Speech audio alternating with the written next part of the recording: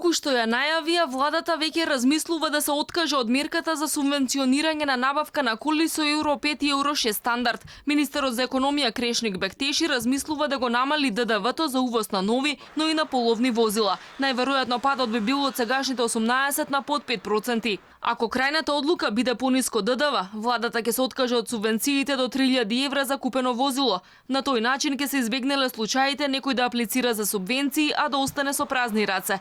Во владата се уште прават пресметки која варијанта е поисплатлива. Не е напуштена идејата за 3000 евра. Паралелно работиме на фискалните импликации, но работиме и на тоа, на колку граѓани може да помогнеме со првата и колку со втората мерка.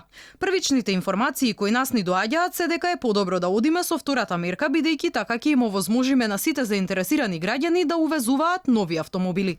Ова не е прв пат владата да се пофали со некоја мерка без конкретна анализа. Кога најави субвенционирање за купување на коли со повисок стандард, владата не излезе со бројки колку пари ќе се потрошат за таа намена, колку стари коли ќе се уништат на отпад или колку тоа би го намалило загадувањето. Сега од владата повторно немаат одговор колку намалувањето на ДДВ-то за увоз на коли ќе ги намали приходите во државниот буџет. Пак се чека на нови анализи. Мерката која во моментов се разгледува, но се уште не е донесена, предвидува ДДВ на моторни возила од 18% на под 5% да се намали во период од 6 до 12 месеци и да започне да се применува од почетокот на следната година.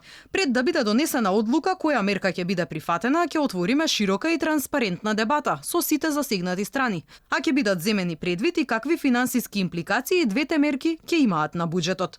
Инаку со предлог ребалансот на буџетот за годинава барем се предвидува пари за вградување на плински уреди во возилата. За имплементација на оваа мерка ќе се потрошат 244.000 евра.